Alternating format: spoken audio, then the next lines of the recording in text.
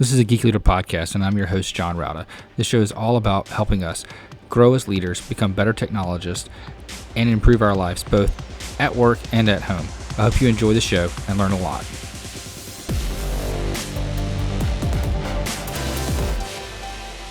Welcome to a Geek Leader podcast. I'm your host, John Rauda.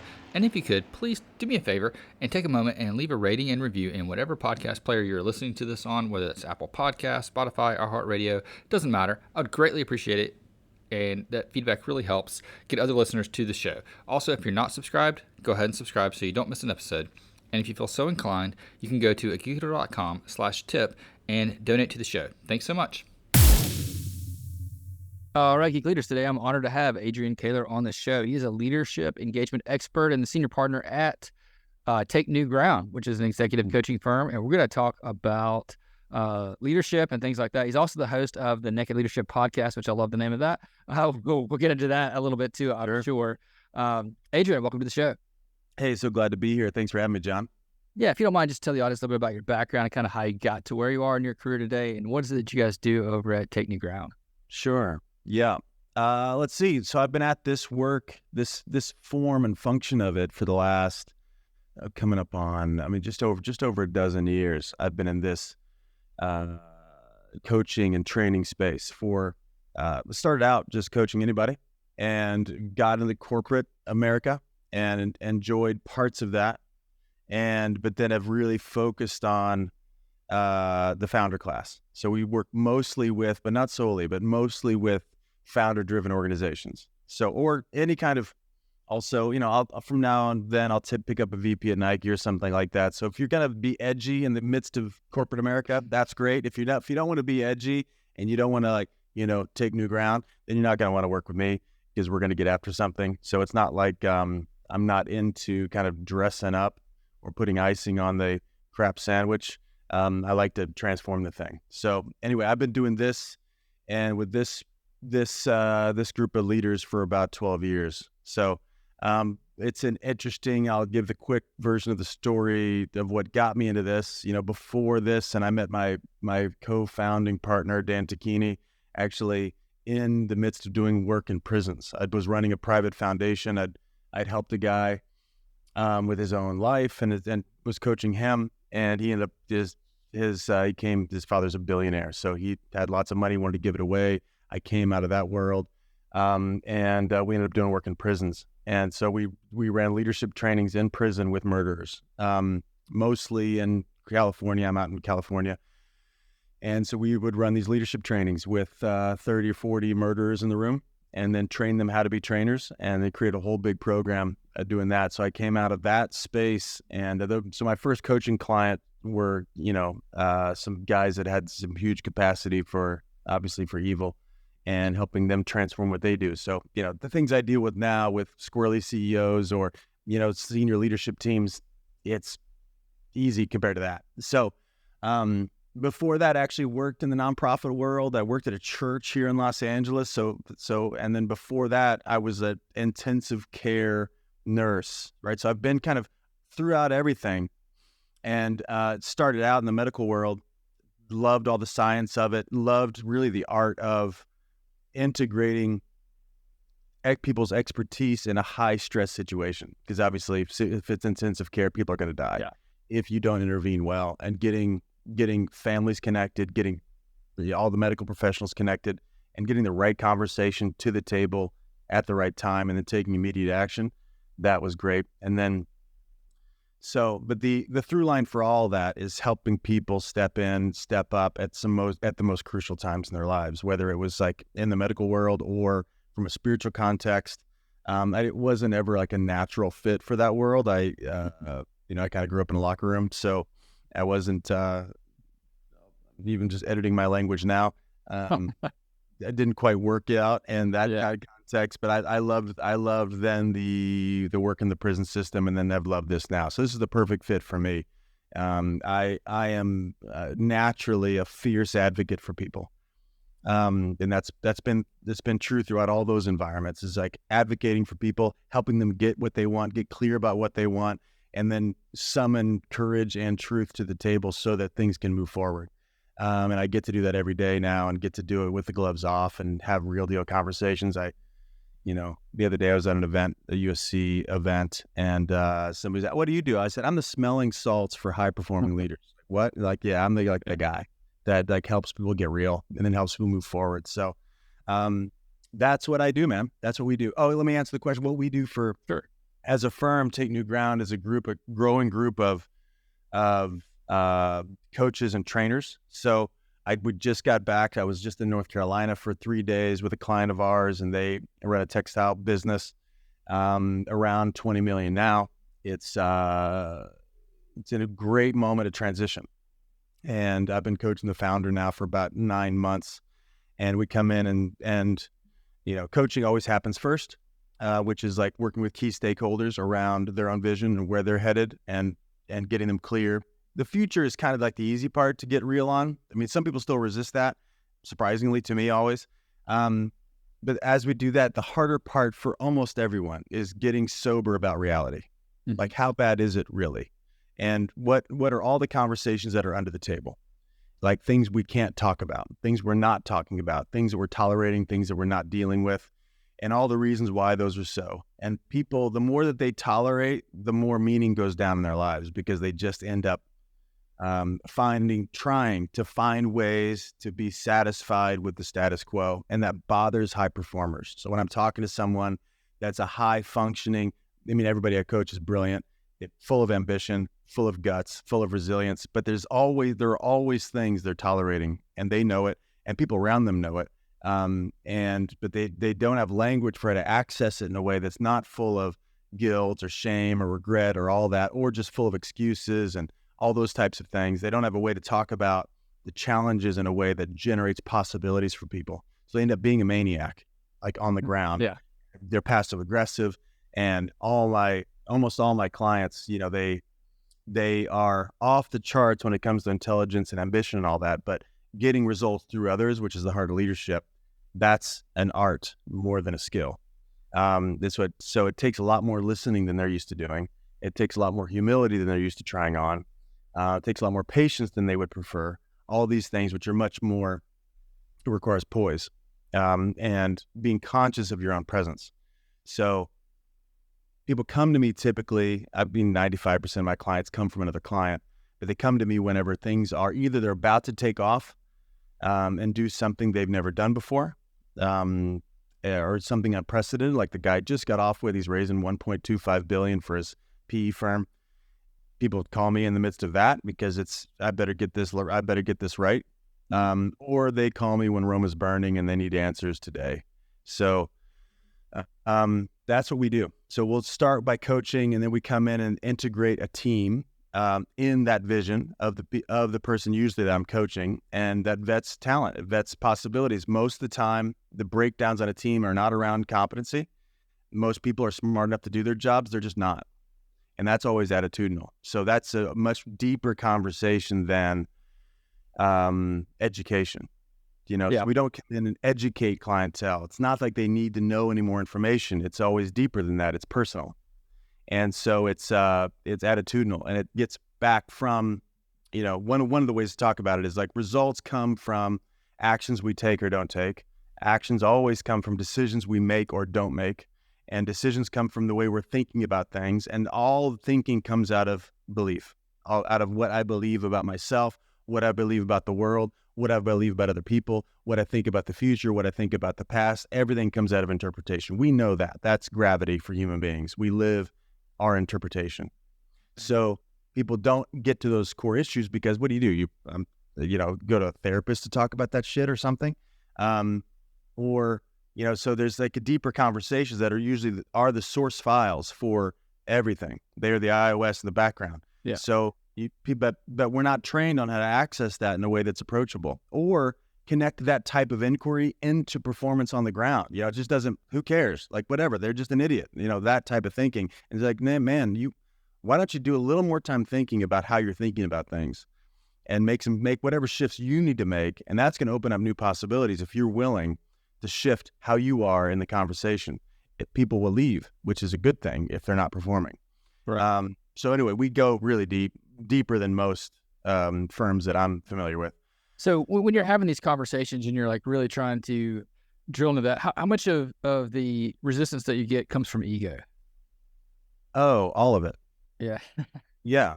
I mean, what is resistance? Resistance is, I believe that whatever is being talked about is not worth it. Mm-hmm. Or I'm just full of judgment, right? Like I can't even hear the other person because I'm so full of judgment for them. Or there's fear and concern for me. If I were to actually have the real conversation, I would be exposed. So I don't want to do that. So that's all ego, meaning survival. When I think ego, I think about survival, like how I'm looking. And survival is for us at a core level four basic, we call them four basic survival needs: looking good, feeling good, being right, being in control. Those are always going to be at play. Like we don't get a vote if those are at play. We do get a vote on how much those four core needs, they're not like wants, they're needs. And the survival is important. You better survive. But are they the primary commitment in the room? Or have I turned the volume down on those conversations because they're not going away? Most people don't deal with them, so they are enemies instead of allies. Mm-hmm. And what is the highest volume in the room? Like my commitment, like what I want, what corporate needs, interests, personal interests, like are those louder than just let's survive? And most people would rather survive than thrive. They would, just because of the way the brain's wired. Yeah. So how do you go about rewiring that? Because it sounds like a lot of it is, helping develop empathy so that people can listen to other people and, try to adjust their perspectives in different ways and deal with that ego that's in the room and get out of the survival mode into something more. Yeah. Well, how to rewire it? So first is get people into a conversation about their aim. Because, whatever's going on right now, whatever thinking is going on in the room, conversation in the room, that is due to an aim that they have. They just don't know they have it. Right. So if getting through this quarter, making it through, avoiding conflict, dealing with investor issues or board issues or customer issues or product breakdowns or whatever the thing is, there's a whole aim there. And an aim naturally generates a hierarchy of concerns. So whatever their concerns are, it reveals the aim. Now, most of the time, people's aims aren't worthy of their lives. Because we naturally as humans have a default set of aims, like survival needs. That's an aim. Just get by. Playing not to lose. That's an aim. And people aren't willing to take on the uncomfortability of questioning what they're really up to, because either they're used to not being questioned, or it's just a lot more vulnerable. And ask a handful of questions and talk about the issues at hand seems like a tax on time, and most people are really full of a conversation about how they don't have time for anything and they're overwhelmed and all that. We call those rackets, like a complaint about reality that I get to hide behind. So once again, though, to the direct answer to your question is get an aim that really is satisfying for them. Like, what do they really want? That's going to naturally, it's not going to rewire things. It's going to open up fresh perspective about things, because there's nothing wrong with the wiring that's there. It's the priorities. That's the issue. Yeah. So let's talk a little bit about that. You just unpack that a little bit more, because you talked about time, and everybody has the excuse of like, I don't have enough time for this. I don't have enough time for that. And it really sounds like they don't prioritize properly. But how do you help get people over the fact that, because I know when I first got into, management and leadership, and I had people reporting to me, I felt overwhelmed because I had so many new things to do that I didn't know how to prioritize. I had all these meetings that all of a sudden popped up on my calendar that I had to go to. I didn't know how to say no to them at the time.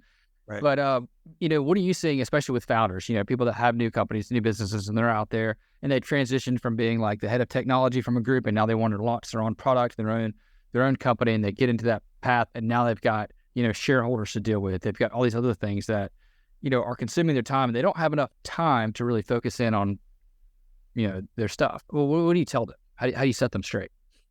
Yeah.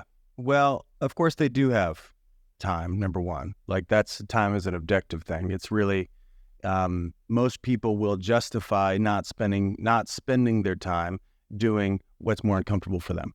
Right. So And that all comes out of them not looking at really the ROI for a certain time investment, and they'll settle for dealing with how do I say this? Making the best of the circumstances that come their way. So, Susie's got an issue. She puts a meeting on your calendar, and great, I'll just kind of check in, whatever. I'll clock in and clock out of an hour with Susie instead of, saying, oh, Susie wants an hour of my time. Susie, what's the purpose of the meeting? What do you want to get out of the meeting? And you got to earn your way in my time. Most people aren't willing to be that rigorous because they seem like a jerk if they're like that, but that's what's necessary. And it's a gift to Susie to get her really clear instead of just, I'll take an hour of the boss's time. Because that's culture building, right? It's like, oh, no, let's generate purpose on the front end so that any moment we're investing, we know the purpose for it. And if we don't know the purpose, then we're not going to waste our time doing it.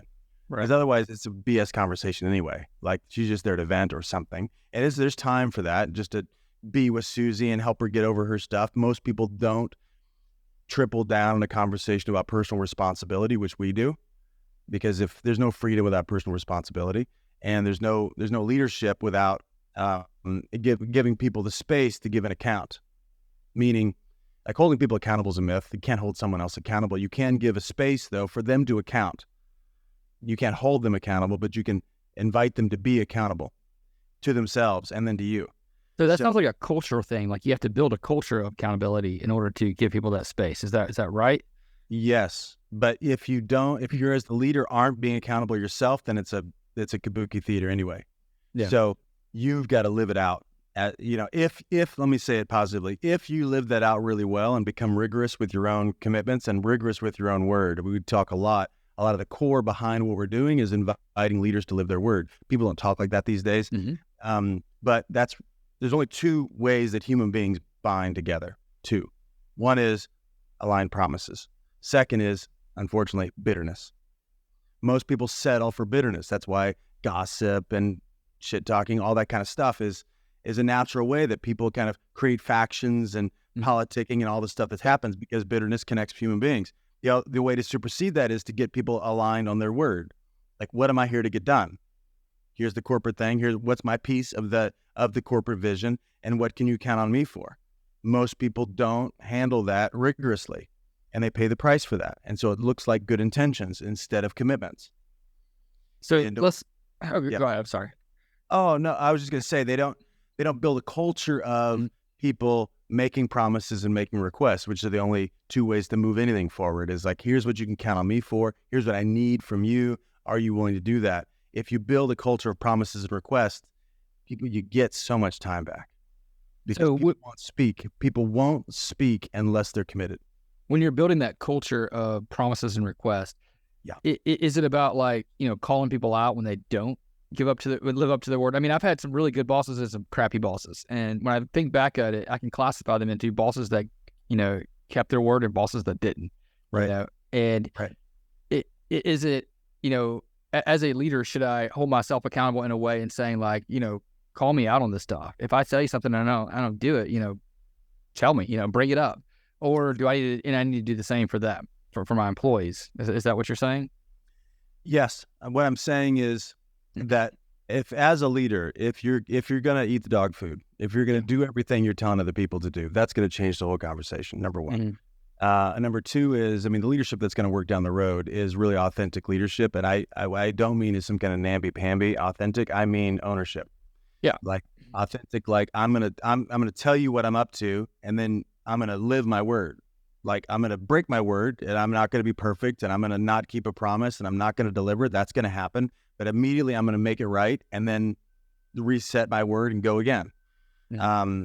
And if you do that, then you don't. So to your first point was, do you call people on things? If you create a culture of vision and commitment, then if you live that way and you live in promises, you don't actually need to call people out. Reality calls people out. All you need to do then is point out reality. Is like, Zach said this. He said he was going to get this thing done by Friday at noon. It's 1 p.m. Zach, hey, where's the thing, man? It's not here. Are you okay? Because you get to, if you live in, if you know what your people are committed to, and if they blow their word If they don't keep their word, they're in trouble. And in our work, I'm always saying, a broken commitment is a cry for help. So you don't need to like strong arm people. And if you're strong arming people, you're setting up a whole system where now I'm responsible for other people's commitments. And you don't want that. That's a lot of the strain of leadership is a leader being responsible for other people's responsibilities. And that's taxing for lots of reasons, emotionally, energetically, time. But if you hold people capable of delivering on every single thing they say, which is, I say it like it's really simple. That's a big jump from where people are. We settle for so little. But if you create that, then when somebody blows it, you can actually come to them with compassion because if they're on your team and you believe in them, that they mean it. So something must be going on for them that's either conscious or a lot of times unconscious. Like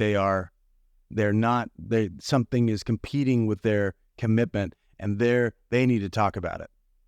And so you can come to people with compassion saying, hey, are you okay? Because you always keep your word. So something must be going on for you. What's up, man? And that's a 5-minute conversation that generates trust every time. Like because if you're moralistic about it, like calling people out, like you shouldn't have blown it, blah, blah, blah, people are going to get defensive or hide or, make BS excuses or whatever. But if you're on the same side of the table as they are, looking out at the future that they're creating by breaking their word, that's a big, long sentence full of meaning. But like, if you're on the same side of the table, first off, if everybody around the table knows, hey, we're going to deliver, like we're going to get this thing done and I know my piece and I'm going to do it. And if somebody blows it, if you can get on their side of the table and look out at the future that's coming, if we keep breaking their word, then that's a very different conversation than you're on the other side of the table, not trying to convince somebody to deliver on what they said they would do, which is a huge waste of time. Necessary to set up that context where we do have teeth. There is a stick. There is we don't get to keep this up and act like it's not a problem. No, it's a problem. And we don't get to keep living in this, uncertain dynamic, or almost even worse, certain dynamic that people are just going to do whatever they want to do. But if you're on their side of the table and looking out with them, people show up to the table in a lot cleaner way. Mm-hmm. So come with compassion, not with, judgment, I guess you would say. Sure. And because I see it a lot where, especially in tech, I see it probably more in tech than I do in other areas where they're over optimistic about what they can deliver. You're looking at like in software development, you're doing sprints, people are, choosing story points. I'd say 6 times out of 10, they're not going to hit their commitments. And that's just not acceptable in most cases. And I try to, give a culture of, if we say we're going to do something, we commit to that and we're going to do that. Right. Do you think a big part of that is over optimist, being optimistic, or do you think it's just they want to paint a picture rosier than it really is? Maybe they've put blinders over themselves. What do you think that is, especially in tech? Sure. Well, we've worked with lots of tech companies. I'm working even now with lots of tech companies. And my experience with engineers, they're all brilliant. The relational game isn't their strong suit. Yeah, most of the time. And so they don't think about this. They don't think about the effect on other people when they don't keep their word. And, I still coach Josh Geigel, who started Virgin Hyperloop. And, he had lots of engineers. We coached all of them. My firm did. And worked with key engineers first and worked our way all the way down throughout the entire organization before he left. And now he's starting a defense company. So first off, there is such a norm that, 6 out of 10, they're going to blow it. And people accept the norms. And so they don't even, from a leadership perspective, that we don't question how we're talking about the future. Mm-hmm. We'd rather, as a leader, people naturally want the least amount of trouble they can have. So if somebody can promise something in a meeting or willing to say something in a meeting that sounds good, and I'll call them on that later, and we just kind of get through the issue, quote unquote, get through the issue. But we're already seeing we call it the shit sandwich principle, where, it's like breakdowns come to all of us as like a shit hors d'oeuvre. And if we don't deal with it, we send it back to the kitchen. It comes back as a shit sandwich. And if we don't deal with that, it comes back as a 3-course meal. We don't come with that, eventually becomes you got a whole shit buffet to deal with. So learning how to deal with people and have difficult conversations. Like most teams don't talk about how to talk about difficult things. We just get by and pay the price later and then act like, we're surprised when high performers leave the organization or we leave, or it's like it's so bad that we just decide to bail out and go do something else because we didn't deal with things soon enough. So that tendency to kind of settle for 60% of people meaning what they say, that's where you got to start is, in this organization, on this team, we're going to mean what we say. So don't make a promise that you don't actually believe in. So tell me about let's say you're, when I look at it, I can look at our project managers. The best project managers are the ones that push back up front. And I think if you're kind of alluding to that too, where, if someone says, oh yeah, we could do 20 story points the sprint, and they look back and say, well, you're averaging like 16. So why do I think you're going to do 20 this time? What's different? Right. Yeah. And they ask those tough questions, but how do you start doing that if you're nervous and uncomfortable with those difficult conversations? What do you recommend to people, especially introverts that are struggle with those difficult conversations? How do they get started? Yeah. Well, we utilize a leadership assessment tool called the Harrison Assessment. It's not well used not broadly used in the U.S. market at all. There's only 150 of us that have access to it. One of the things I like about it, and I could talk about this for an hour, but the bullet point is it really points out that leadership happens in paradoxes. And you're alluding to one of them right here, the strategic acumen paradox, which is someone's preference for being optimistic and then someone's preference for analyzing pitfalls. And you need both, right? So that's why it's a paradox. You need be positive about the future. It's going to work out. Also, we need to explore, see what might eat our lunch. And so honoring both of those conversations. So if someone is busy looking for trouble, which is wisdom, let's look for trouble before it's here. That's wisdom, analyzing pitfalls. They might be really over-indexed on that and don't have much optimism, but then they're cynical. They're just looking for trouble and don't believe. Some people, though, are the other side. They're blindly optimistic. They believe, but don't want to really take into account what might get in the way. And those people are blindly optimistic. So reality is you need both people. Ideally, we can, as an individual, I have an eye on both. I know my preference for both, and we might be imbalanced and need to therefore focus on what is out of balance and get that conversation at the table. Or in team life, you need to, if someone is the cynical person, high on analyzes pitfalls, low on optimistic, you need to honor that person because they do have something to say, but you need to help them shape things in a way that their voice isn't silent, because people will just write them off if they're always the naysayer. On the other side, the guy that's really, oh, it's going to work out, boss. We're going to do it no matter what, blah, blah, blah, but don't live in wisdom. Then you got to help them understand, hey man, people don't listen to you around here. And you're the boy that cried wolf. You're always saying something great going to happen, but you don't deliver.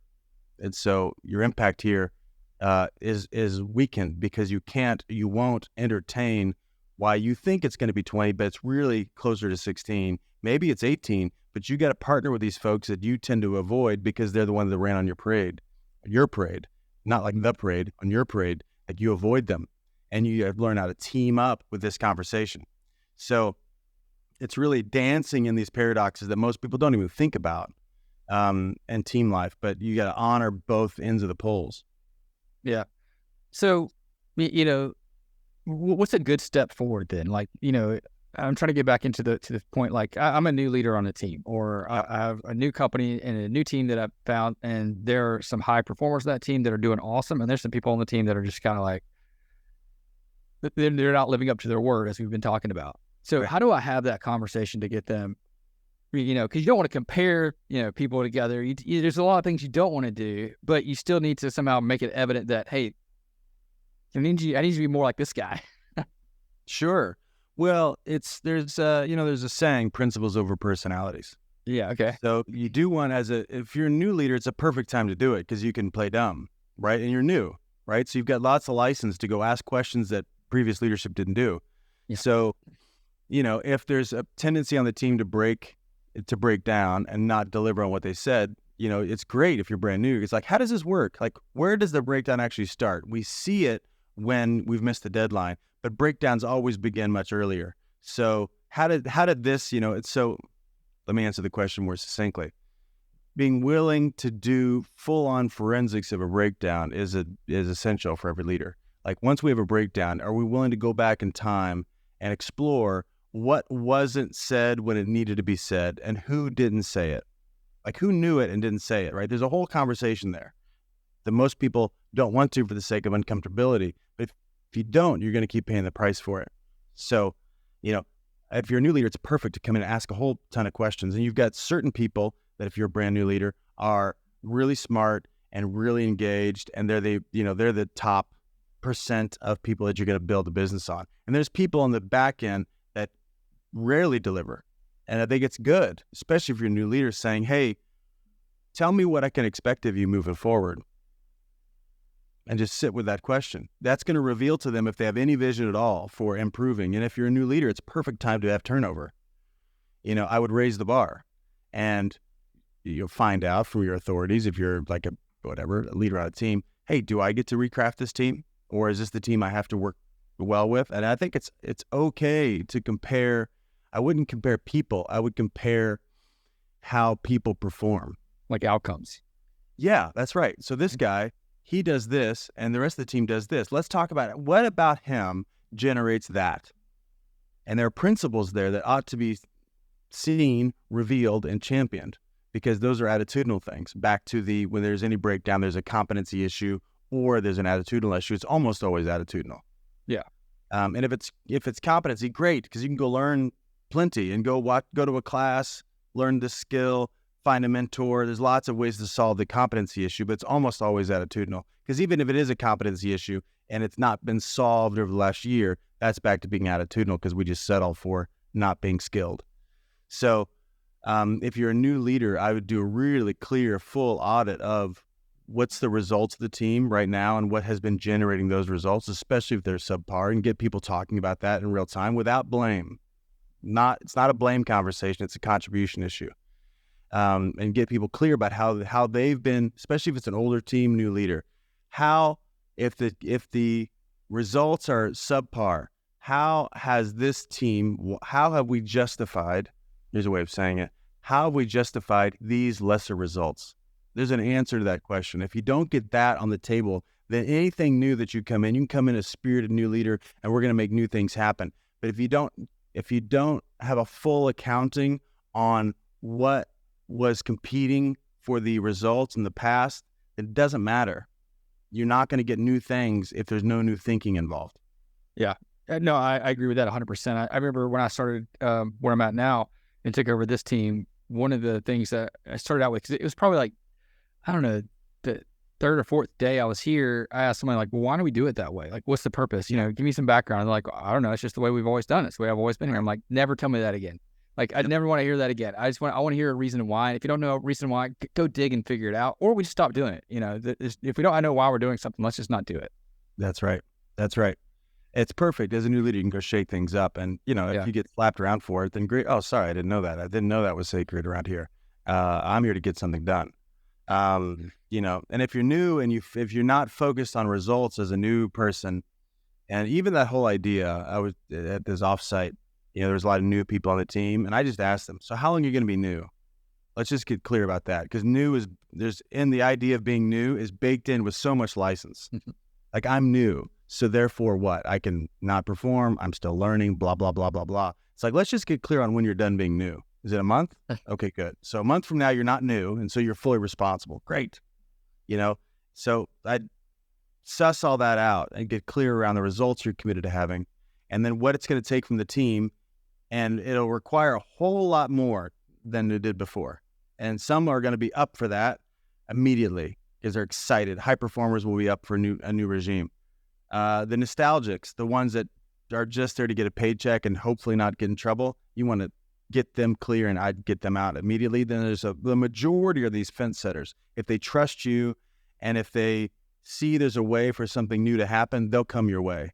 But if you don't take a stand early for new results and you just start talking about making the best of the old results, then the fence setters will never come your way. They'll just keep justifying the mediocre results. I mean, we have a whole ebook around this called The Change Imperative that I can offer to the people afterwards. Yeah, I think you're absolutely right on, getting things done early and changing things. My wife and I were talking about it because she tried to set some I don't know if it's strict isn't really the word, but some higher standards later on after managing people for a while. And it was very difficult to kind of raise the bar.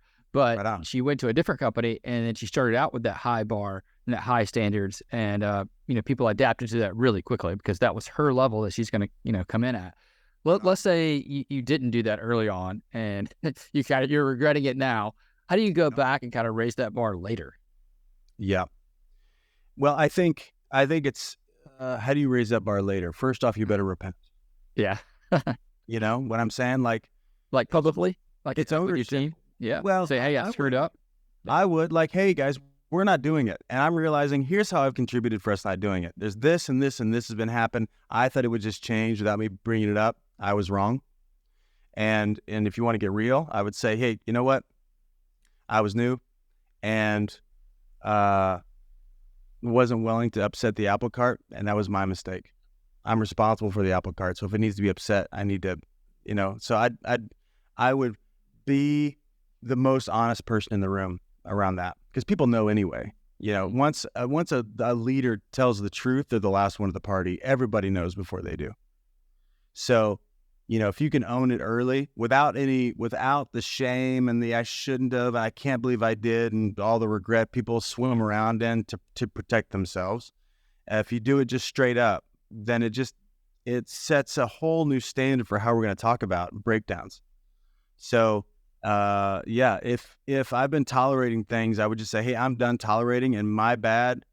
That was on me. I, was busy looking good to you instead of being real with you. And I put you at jeopardy. I put the mission at jeopardy, and I'm done doing that. So here's what you can expect of me moving forward. And it is a shift, and people might not like it. And of course they won't like it because you've broken up the system. Because in any, put two humans together, there is a system at play.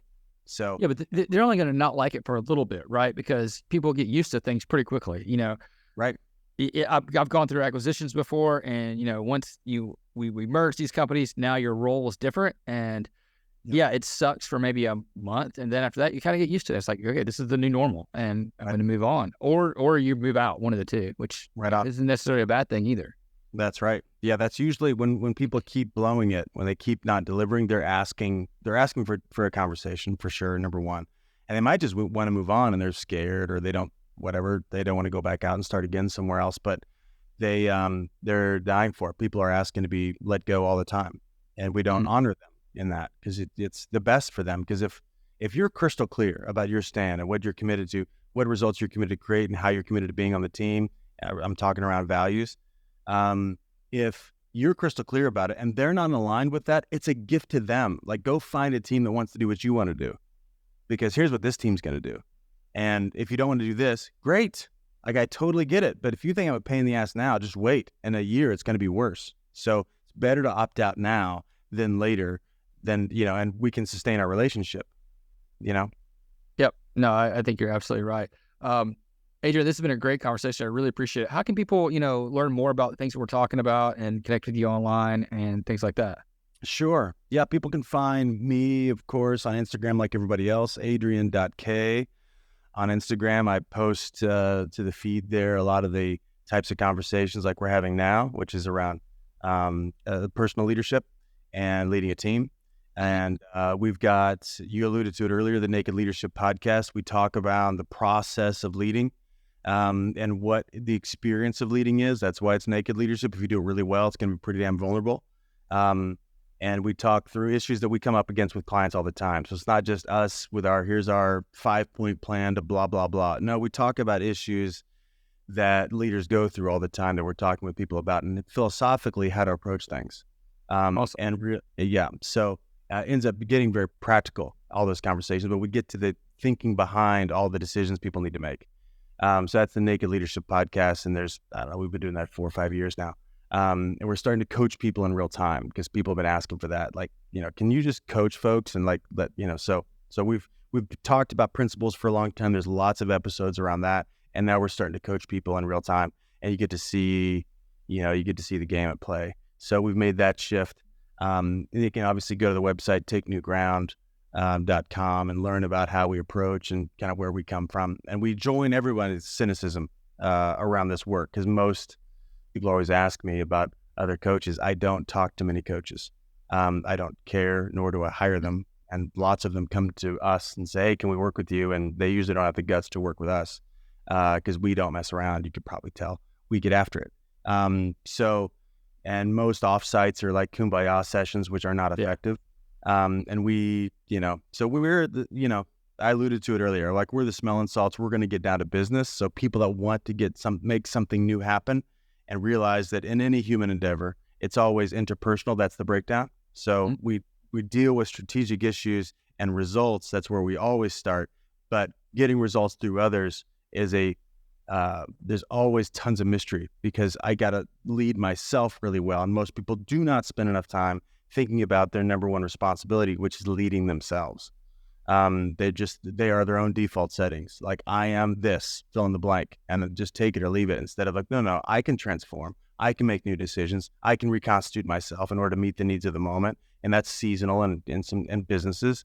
Sometimes you need to practice being a different type of leader for a specific season. And people don't talk about that. And we've got leadership academies that we put on all the time. One's called Intrepid. It's going to start here. We're recording this in late July. We're going to kick off in August. So you can, through Take New Ground, you can find out about all those things. If people, last thing is, if you're new to this and want to take your own personal leadership game to the next level, we have an event. It's a 4-day personal leadership accelerant called the Revenant Process. The next one is end of October. And this one's going to be in Hawaii. It's wearerevenant.com. And we'll have mostly business leaders in that room around the art of personal leadership. Okay, awesome. I'll link that up in the show notes too at geekleader.com, so people can go there and kind of click over to the podcast, the website, Instagram, and all that good stuff, and connect you there. All right, AJ, I really appreciate it. It's been a great conversation. Thanks for coming on the show. Awesome. Thanks, John. Thanks for having me. Hope you enjoyed the show. Please go to geekleader.com to learn more about what this guest is up to. Click on their links and connect with them online. I would also greatly appreciate it if you could leave me a rating and review in Apple Podcasts or wherever you listen to the show. And make sure you've subscribed if you haven't already. And if you feel so inclined, you can leave me a tip by going to geekleader.com/tip.